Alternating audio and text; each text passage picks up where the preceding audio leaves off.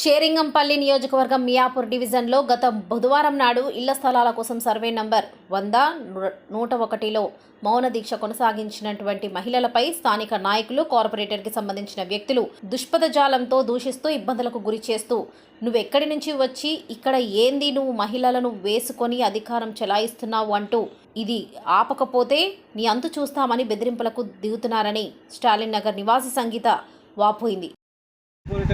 మమ్మల్ని బెదిరింపులో దిగుతున్నారు. అంటే మీరు మొన్న ఏదైతే స్థలంలో సర్వే నంబర్ 100-101లో మీరు ధర్నా చేశారు, వాస్తవానికి ఆ స్థలం ఒక ప్రైవేట్ కు ఒక గవర్నమెంట్ మధ్యలో కేసు నడుస్తుంది. సో అక్కడ వెళ్ళి మీరు కూర్చుంటే దీనికి కార్పొరేటర్ ఏంటి సంబంధం? మేము అదే ప్రశ్న ఇస్తున్నాం. మేము గవర్నమెంట్ అడిగేది అదే ప్రశ్న.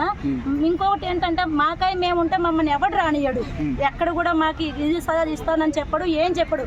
మేము పోలీసు వాళ్ళని ఒకటి అడిగినాం, సార్ మీకు దండం పెడతాం, మాకు సహాయం చేయండి, మీకు మేము విరోధంగా ఏమీ లేవు, ఒక మౌన పోరాటం మహాత్మా గాంధీ నడకదా మేము నడుస్తాం, మేము ఎదుగుతామని చెప్పేసి ఎంఆర్ ఆఫీసు లెటర్ ఇచ్చిన తర్వాత సీఎం అన్న ఇంటికి పోయినాం. అన్న లేడు, ఎక్కడ బయట ఉన్నాడంట. కానీ అక్కడ ఉన్న పోలీసు వాళ్ళు కూడా మాకు ఒక 10 నిమిషాలు అంటే 10 నిమిషాలు నిలబడి లేదు. సరే మాకు ఇంతమంది జనం వచ్చినారు కదా, కొంచెమన్నా అన్నమన్నా తినిపోతామంటే ఒక ఖాళీ జాగ్రత్త మమ్మల్ని పెట్టి ఏదో ఒక పనికి మీద మంద వచ్చి దొబ్బేసినట్టు ఒక జాగ్రత్త మమ్మల్ని దొబ్బేసి అక్కడి నుంచి మమ్మల్ని బయటకు కూడా రానియడం లేదు. టీ తాగడానికి మా పిల్లలు బయటకు వచ్చినా కూడా మీరు వెళ్ళిపోండి, బండి తీసేయండి, అసలు ఎంతగా మమ్మల్ని చేసినదంటే అంత, అక్కడ ఉండొద్దు, వెళ్ళిపోండి అని చెప్పేసి.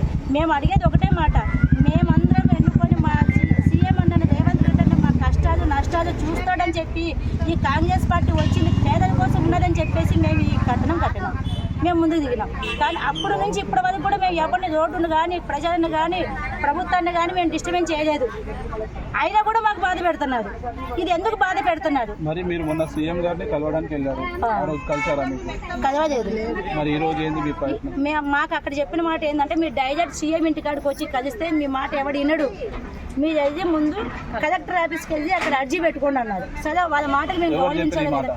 సీఎం ఇంటికాడ ఉన్న అతను తహసీల్దార్ చెప్పినాడు. సరే వాళ్ళ మాటకు మేము అడిగేది ఇవ్వాలి కదా, ఎందుకంటే మేము దౌర్జన్యం చేయడం లేదు, మౌన పోరాటంగా మాకు ఉండడానికి ఈ రోజు పోతున్నాము. కలెక్టర్ మేము వెళ్తున్నాం. మీ సమస్యల గురించి కలెక్టర్ని కలుస్తాం. మరి అక్కడ నుంచి స్పందన ఏ విధంగా వస్తే మీరు ఏమనుకుంటున్నారు? మేము ఒకటి అనుకుంటున్నామన్నా, అక్కడి నుంచి ఇప్పుడు మాకు కలెక్టర్ ఆఫీస్ నుంచి మనిషిని మాకు కిరాయిలు కట్టలకి అయిపోతున్నాం. మేము చేసేది పాచి పని. 10,000 12,000 మాకు ఇస్తారు. 10,000 ఇస్తే పిల్లలకు ఫీజులు కట్టుకోవాలా, ఫుడ్ తినాలా, లేదంటే ఇంటి రెంట్ కట్టుకోవాలా, ఏం కట్టుకోవాలా మాకేం తెలియలేదు. ఒక్కొక్క పిల్లోడు స్కూల్కి పోవాలంటే ఒక పిల్లోడికి ₹1,00,000 80,000 అవుతున్నాయి. బుక్స్ కొనుక్కోవాలంటే 7,000 8,000 అవుతున్నాయి. డ్రెస్ ఎంత అవుతున్నాయి? మరి మేము అందరం బతకాలంటే మాకు కనీసం ఉండనీకు నేడుంటే మాకు పిల్లలనన్నా చదివించుకుంటామని మాకు కావాలని మేము రేవంత్ అన్న అడిగి పోతాం.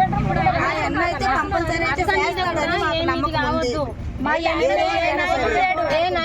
ఇక్కడ ఎడ్యుకేషన్ అంటే చదువుకోని వాళ్ళు చాలా మంది ఉన్నారు. మీకు కొంచెం చదువుకుంది, మేము చదువుకున్నాం కాబట్టి మేము ముందుకు వచ్చినాం. ఆమె ఏం లీడర్ కాదు, ఆమె ఫుడ్ది టాల్కి వచ్చి తాళం వేయడం అది న్యాయం కాదు.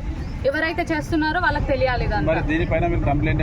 మేము ఏమి ఇవ్వలేదు, స్థానికంగా పోలీసు వాళ్ళకి మరి ఒక మీకోసం పోరాడుతున్న వ్యక్తికి లోకల్ లీడర్ వచ్చి మేము అదే చెప్పాము, వాళ్ళని పిలవమని చెప్పాము. ఫస్ట్ టైం అయింది కదా, సెకండ్ టైం అయితే